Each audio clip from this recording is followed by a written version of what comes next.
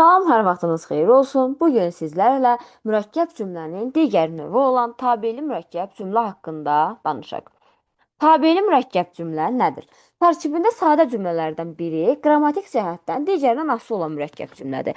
Tabelsiz mürəkkəb cümlədə biz bunu işlətmişdik ki, tərəflər bir-birindən asılı deyil, yəni sərbəstdirlər.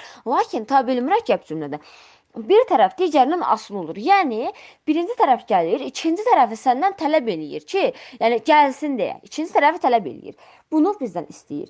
Tabeli mürəkkəb cümlədə müstəqil hissə baş cümlə düzbucaqlı formasında, aslı olan tərəf isə budaq cümlədir. O isə belə bir yumru işarə formasında göstərilir. Bu baş cümlədir. Bu budaq cümlədir. Və həmişə budaq cümlə baş cümləyə cümlədən asılı olur. Asılı olduğu zaman da ox bilirsiniz bu tərəfə gedir. Yəni asılı olan tərəfdən çıxır gedir ox. Sonrasında budaq cümlə nədir? Budaq cümlənin funksiyalarından danışaq, sonra isə baş cümlədən danışarıq. Deməli budaq cümlələr baş cümlədə buraxılmış üzvün yerində işlənir. Yəni baş cümlədə buraxılan üz budaq cümlədə öz əksini tapır. Məsələn deyək ki, inanmazdım. İnanmazdım ki. İnanmazdım ki. İnanmazdım ki. Burada arxasına getirək. Sən belə edəsən.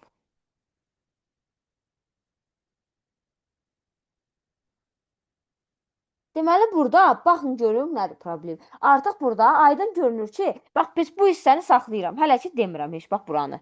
Bu yüzü saxlayım belə görməyin. İnanmazdım ki, avtomatik beyninizə sual gəlir. Nəyə? Kimə? Nəyi? Yəni nəyə inanmazdım? İnanmazdım ki, nəyə? Yəni nəyə sualı da hansı cümlə üzvünün sualıdır? Tamamlığın. Deməli həmin bax bu buraxılan üzvün, yəni tamamlıq buraxılıb, onun cavabı bu bir tərəfdə veriləcək. Sən belə edəsən. Çatdı? Deməli burada tamamlıqlar buraxılmış budaq cümlələr və həmin buraxılmış üzvün yerində işlənib. Məncə bu hissədə problem olmaz. İkinci olaraq, budaq cümlə baş cümlədəki əvəzlik qəlbin məzmununu açır. Bax, birinci olaraq nə idi? Bunları qeyd edeyik. Birinci olaraq nə idi? Buraxılmış üzvün, budaq cümlə baş cümlədə buraxılmış üzvün yerində işlənir. Mən dediksə siz qeyd edin. Hamısını yaza bilmirəm. İkinci olaraq, budaq cümlə baş cümlədəki əvəzlik qəlbin məzmununu açır. Əvəzlik qəlbi nədir? İndi əvəzlik qəlbi deyək. Əvəzlik qəlb, uşaqlar.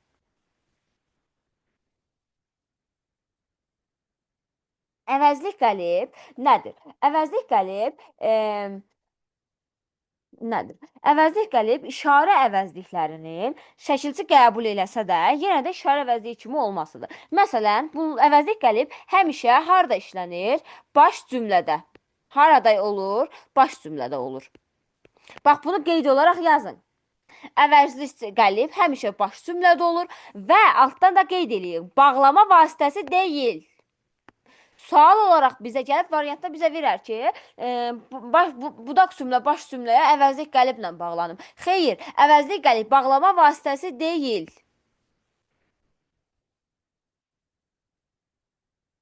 İndi bəs yaxşı, əvəzlik qəliblər hansılardır? Bunları misal olaraq seçək. Əvəzlik qəlib hansılardır? Ona, buna, görürsünüz əvəzliklərdir. Sonra bunu, onda, elə, belə, o vaxt. Yəni o bunun elə bilənin işləndiyi cümlələri fikirləşək də. O zaman sonrasında ona görə sonra buna görə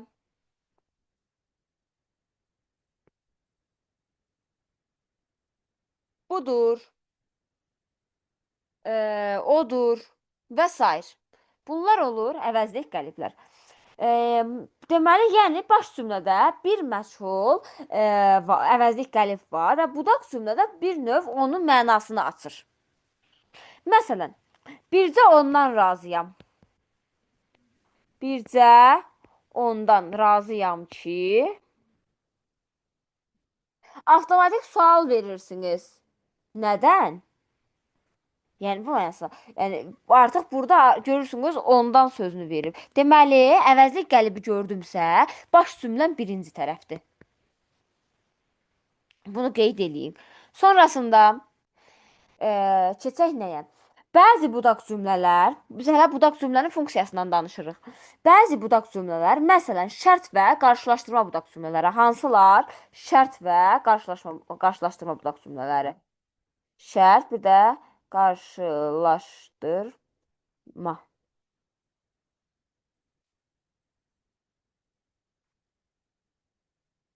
Budaq cümləsi bəzi cümlələr baş cümlənin bütövlükdə ümumi məzmununa aiddir. Bax, bunlar baş cümlənin ümumi məzmununa aiddir. Bunu da qeyd edeyim.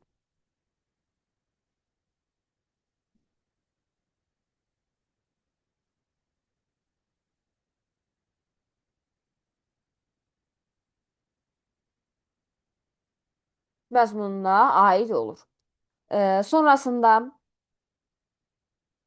beləliklə həm birinci dediyim, həm də ikinci dediyim fikirlər budaq cümlənin baş cümlənin hər hansı bir üzvünü, tutaq ki, mübtədasını, tamamlığını, xəbərini, zaman zərfliyini, təyini və s. izah edir.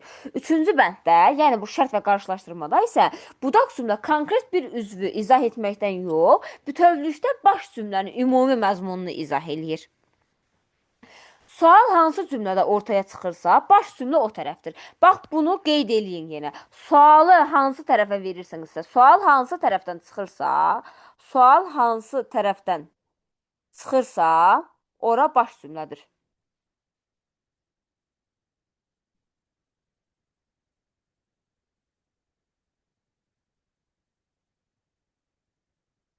Sonrasında əvəzlik qəmlikdə bayaq yazmışdıq, həmişə baş cümlədə olur.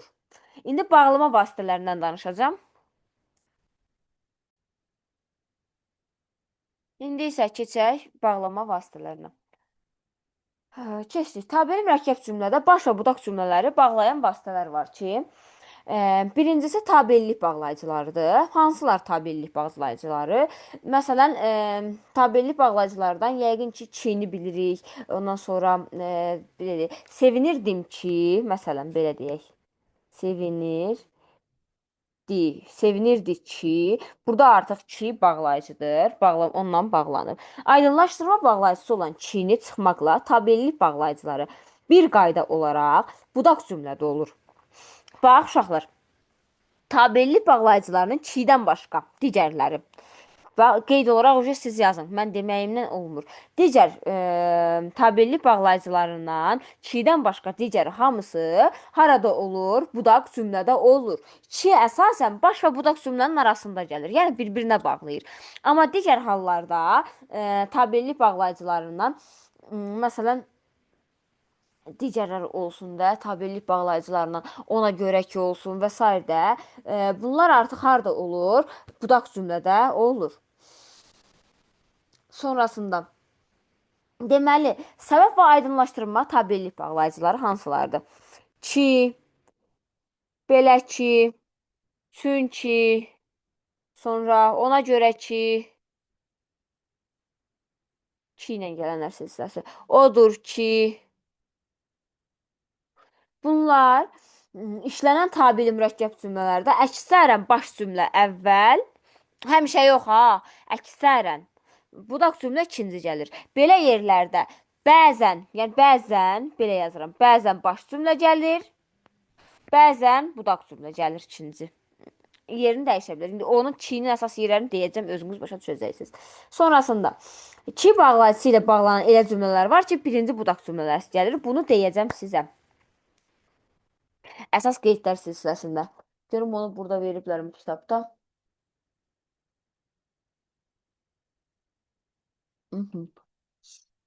Sonra bağlayıcı sözlər var. Birinci bağlama vasitəsi tabellik bağlayıcıları idi.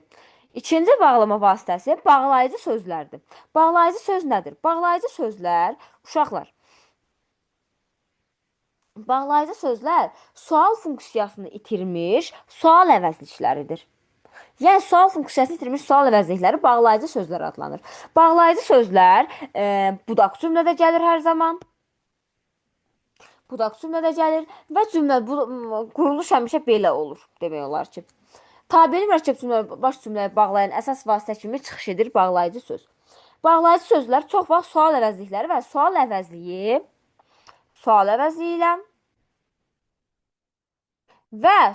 əvəzliyi plus ki ədatı ilə olur. Məsələn, hansılardır? Kim, nə, hara, nə cür, hansı, niyə, nə səbəbə, neçə, nə qədər, neçənci, nə vaxt, haçan və s. Bağlayıcı söz kimi işlənəndə sual məzmununu demək olar ki, itirir bunlar. Yəni, qısacası bağlayıcı söz nədir? Sual məzmununu itirmiş, sual əvəzlikləri və sual məzmununu itirmiş, sual əvəzliyi plus ki ədatı gəldiyi zaman bu bağlayıcı söz demək olur. Bağlayıcı sözlər bağlayıcılarla qarışdırmaq olmaz. Bağlayıcı köməkçilik səsdir. Bağlayıcı söz isə fərqli olaraq müstəqil leksik məna daşımır. Sualı olmur, təbii ki, cümlə üzvü də olmur. Budaq cümləni baş cümləyə bağlamağa xidmət edir. Nəyi? Budaq cümləni baş cümləyə bağlamağa xidmət edir. Sonrasında bağlayıcı sözlər əvəzliklə ifadə olunduğuna görə leksik məna daşıyır. Cümlə üzvü olur bağlayıcı sözlər. Budaq cümləni baş cümləyə bağlar və həmişə budaq cümlədə işlənir. Yəni bağlayıcı sözlər həmişə harda olur? Budaq cümlədə. Əvəzlik qəlib necə bağlayıcı vasitə deyildi, lakin həmişə baş cümlədə gəlirdisə, lakin bağlayıcı sözlər bağlama vasitəsidir və həmişə budaq cümlədə gəlir. Bağlayıcı sözlər bəzən sual əvəzliyindən başqa digər sözlərlə də. Hansı sözlərdir? Hər kəs ki və ya hər kəs və ya hər kəs ki. İndi kini mötərizə yazıram. Hər kim ki, hər kim və ya hər kim ki. Bunları qeyd eləyin. Hər nə. Ondan sonra elə ki. Baxın, elənin özü əvəzlik qəlibdir. Elə ki, amma bağlayıcı sözdür. Bunu diqqət edin. Bunu qarışdırmayın qəti surətdə.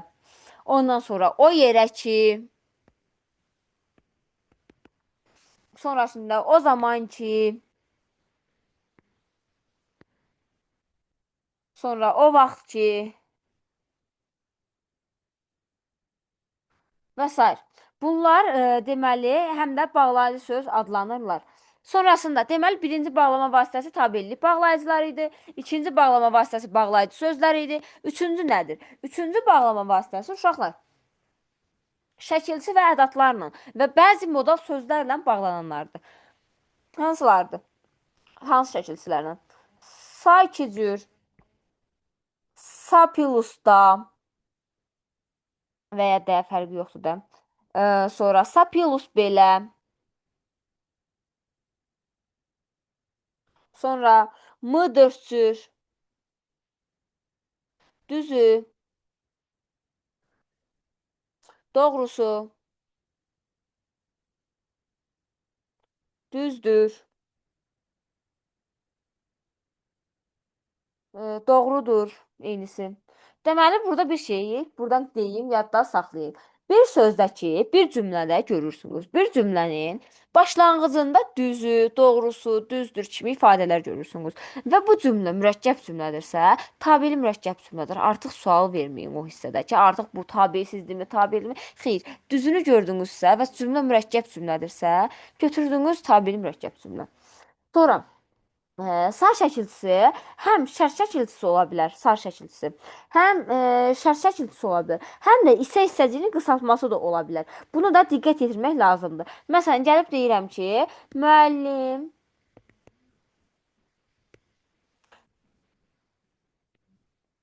tapşırıq versə yerinə yetirəcəm. Burada baxın, nədir artıq? Burada sa, ver, plus sa gəlib. Yəni, şərt şəklidir. Şərt şəklinin şəkilçisidir.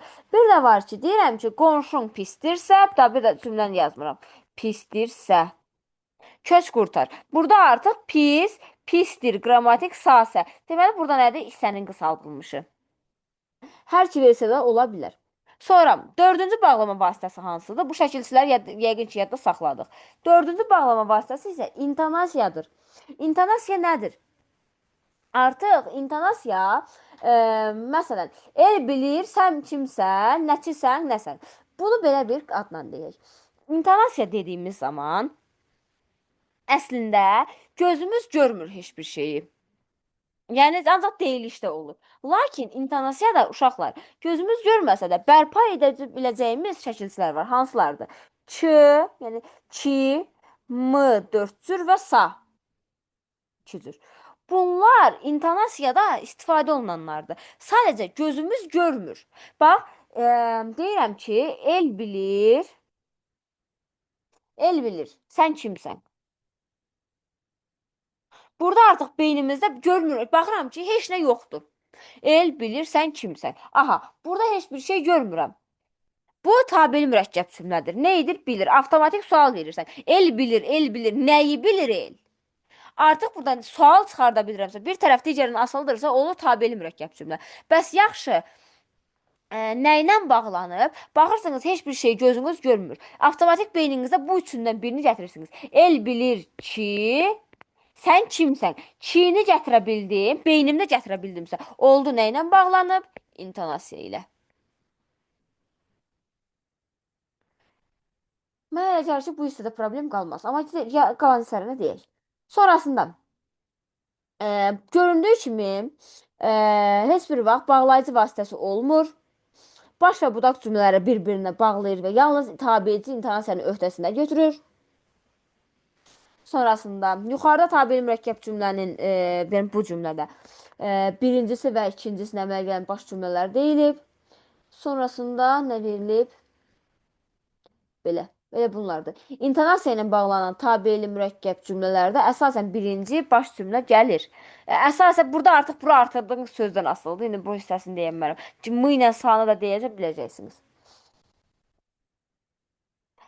Məncə bu hissədə problem qalmadı. Bir dənə.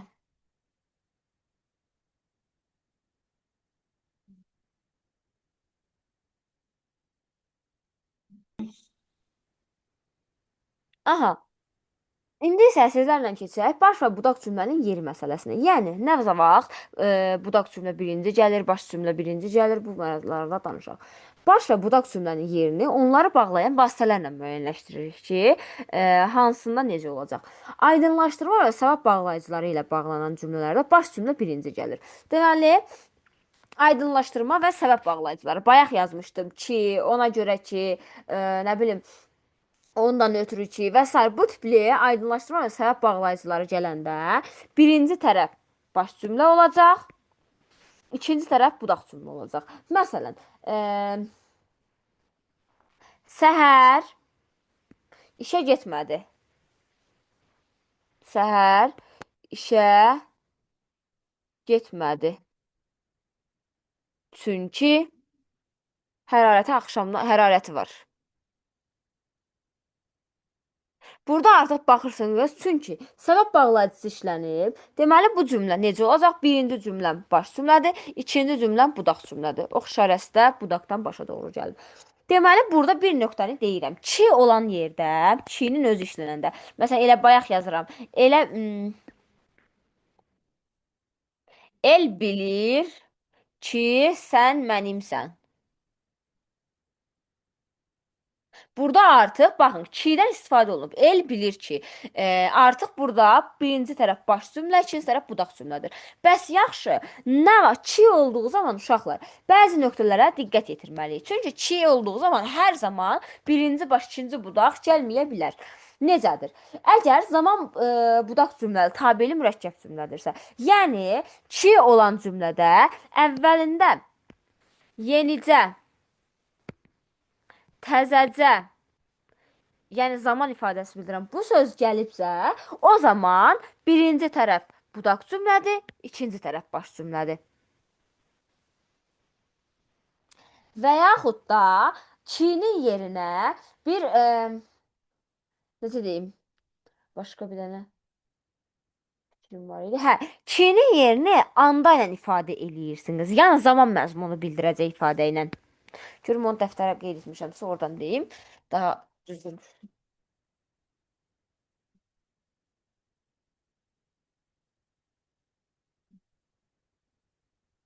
Aha, əgər yenicə təzəcəni yarada bilirəmsə, bu zaman olur. Zaten dedik zaman məzmunu bildirəcək və birinci baş, ikinci budaq gələcək. Və yaxud da kinin yerinə anda feili bağlama şəkilçisini qoya bilirəmsə, bu zaman da birinci budaq, ikinci baş gələcək. Məsələn, indi ona misal çəkək. Deyirəm ki, ə, gəlmişdim ki, zəng çalındı. Gəlmişdim ki, zəng çalındı. Gələndə zəng çalındı. Bax, kinin yerinə əndəyə qoyuram. Gələndə zəng çalındı. Artıq burada anda əndəni kinin yerinə qoya bildimsə, birinci tərəf budaq cümlə, ikinci tərəf baş cümlə olacaq. Sonrasında bu kidə baş, yəni sadəcə bu zaman məzmunu bildirdiyi zaman budaq baş məzmununa keçir. Qalan hallarda kidə birinci baş, ikinci budaq gəlir. Sonrasında tabeli mürəkkəb cümlənin tərkib hissələri intonasiya ilə bağlandıqda əsasən baş cümlə birinci gəlir. Yəni bayaq onu dedim, sadəcə olaraq o kimisa məsələsini deyəcəm, oralarını qarışdırmayaq. Sonrasında tabeli mürəkkəb cümlənin tərkib hissələri güzəşt və şərt bağlayıcıları ilə bağlanarsa, bu zaman birinci tərəf budaq gəlir, ikinci tərəf baş gəlir. Hansılardır? Hərçənd, hərçəndki, indiki bağlayıcıları, güzəşt və şərt bağlayıcıları ilə gələrsə, əgər, hərgah, yəni bunlar cümlədə gələrsə, birinci tərəf budaq cümlədir, ikinci tərəf baş cümlədir. Sonrasında bu başqa bir söz də deyim sizə. Dördüncü olaraq, bu hissə məncə bu bağlayıcı hissəsini başa düşərsiniz, rahatdır bura. Sonrasında dördüncü olaraq sam, sapilusda, sapilus belə, ondan sonra mı, düzü, da beləni yazmıram ay uşaqlar, özünüz yazarsınız onu. Düzü, doğrusu, düzdür, doğrudur ilə bağlanan tabeli mürəkkəb cümlələrdə budaq cümlə birinci tərəfdə gəlir. Yəni, gəlib deyirəm ki, düzü, ə, gəlib çıxdı, ancaq bu gəliş, bu gəlişin bir faydası olmadı. Baxın, düzü gəlibsə, birinci tərəf budaq cümlədir, ikinci tərəf baş cümlədir. Eyni qayda ilə sa varsa, sapilus da varsa, bilirsiniz necə olacaq? Məsələn, bayaq bir cümlə işlətmişdik. Bir dənə yazma salım deyəcəm.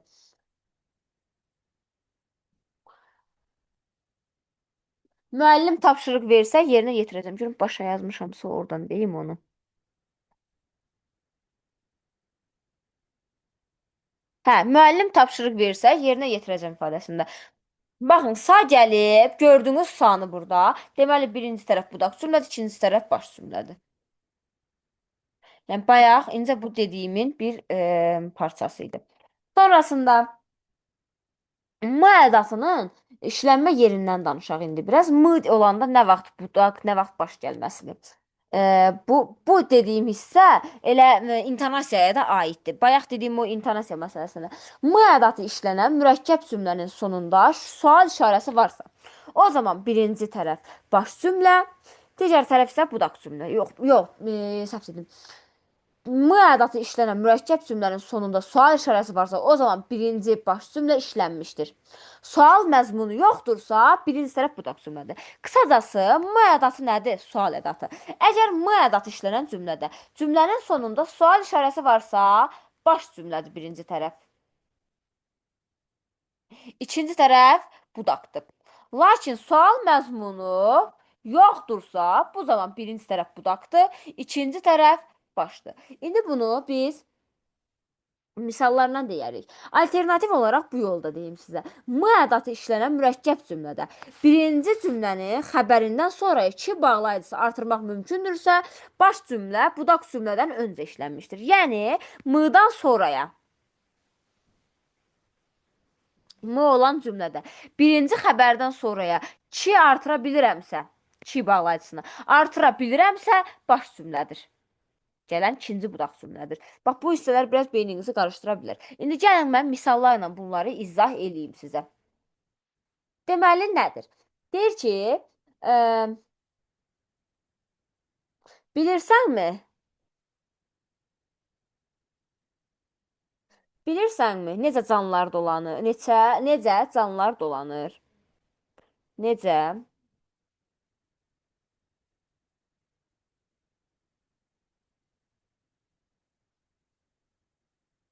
dolanır? Sual da gəldi arxasından, hətta bir sual da qoyaq. Deyir ki, bilirsənmi necə canlılar dolanır? Bu misrada budaq cümlə baş cümlədən sonra işlənib. Çünki baxırsınız ki, m işlənib və cümlənin sonunda sual işarəsindən istifadə olunub. Bu zaman artıq nədir? Birinci tərəf budaq baş cümlə, ikinci tərəf budaq cümlədir. Sonra deyirəm ki, inanırsanmı?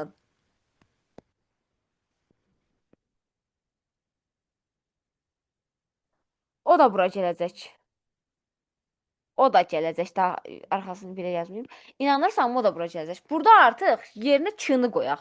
Bax, bura bir k da artıraq. İnanırsanmı ki? İnanırsanmı ki, o da gələcək. Burada artıq k-ni dedim, qoya bildimsə, bu zaman yerə də birinci tərəf İnanırsanmı ki, o da bura gələcək ifadəsində fikir verirsək, bağlayıcı işləndikdə məzmunda fərq əmələ gəlmir. Deməli, budaq cümlə baş cümlədən sonra gəlib. Yenə birinci tərəf baş, ikinci tərəf budaq cümlədir. Sonrası, belə cümlələrdə m ədatı bağlayıcı vasitə deyil. Baxın, belə cümlələrdə nədir? M ədatı bağlayıcı vasitə deyil. Yəni, yəqin ki, bunlar da, həbə bunlar deyil, bunu səhv işarə eləyirəm. Bax, bu var ya, 2 artırdığımız cümlədə artıq. 2 artırdığımız cümlədə m ədatı bağlayıcı vasitə deyil. Onu da qeydə alaq. Sonrasında, 5-ci bağlama vasitəsi bəs nədir? Yəni, yerinə görə deyək. Bağlayıcı sözlü budaq cümlə həmişə birinci işlənir. Bağlayıcı sözü harada gördüyünüzsə, ora budaq cümlədir. Yəni, birinci tərəfi gördüyünüzsə, həmin hissə budaq cümlədir. İkinci tərəfi gördüyünüzsə ora budaq cümlədir. Bağlı əvəzlik qəlibin isə bir başqa adı qarşılıq sözdür. Yox.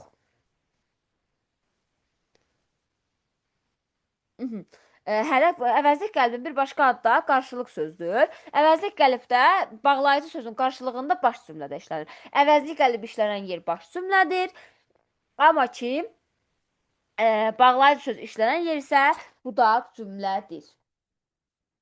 Bir dənə qaldı baş cümlədə əvəzliklərin rolu. Onu da deyim elə geçsin. Vaxtımıza 7 dəqiqəmiz var. Onu da deyək, bu hissəni yekunlaşdıraq. Bəzən baş cümlələrdə işarə əvəzlikləri və işarə məzmunlu ifadələr işlənir. Budaq cümlənin növünü işarə edir. Müxtəlif formada olur. O, bu, elə, belə, onda, bunda, odur. Bayaq yazmışdım əvəzlik qəlibləri yazanda.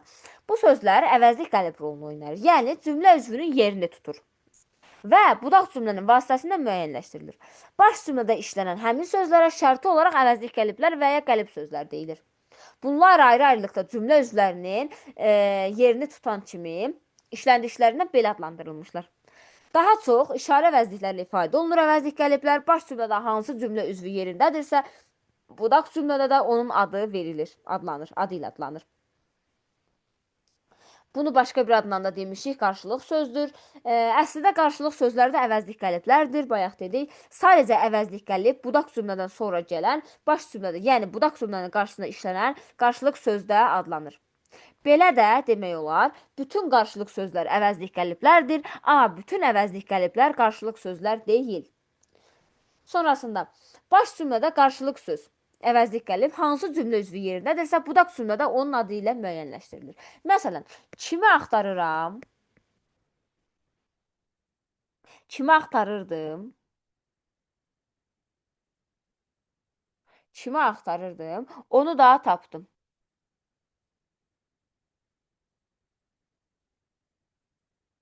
Onu da tapdım. Burada baxın artıq kimi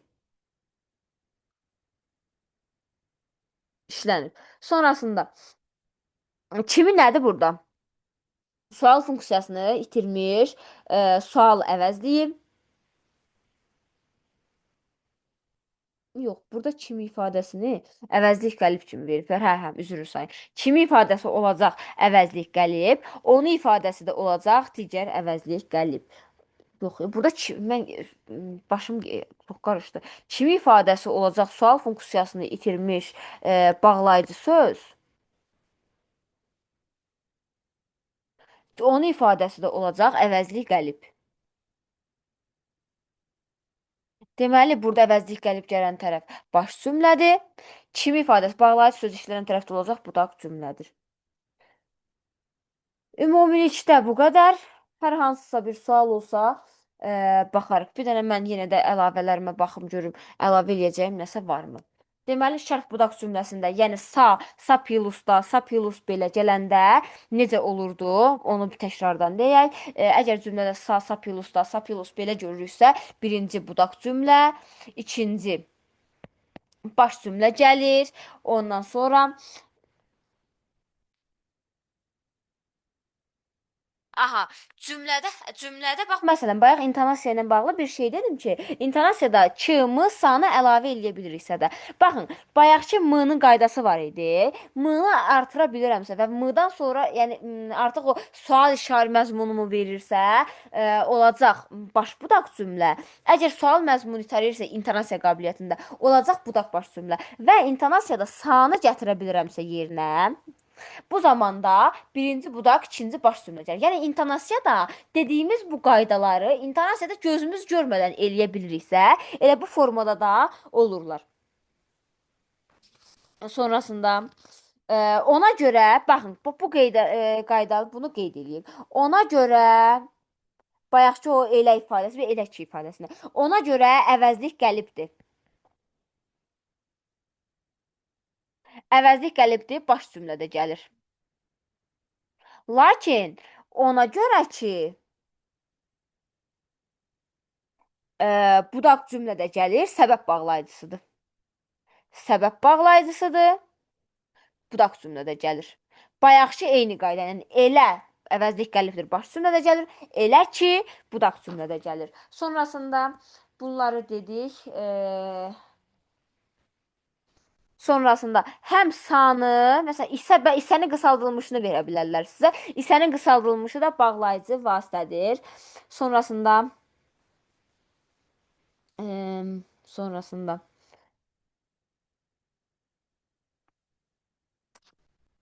ümumilikdə məncə bu qədər. Hər hansısa bir şey qalmadı. Yenə də əlavə olaraq başa düşmədiyimiz nəsə olsa dərs zamanı baxarıq.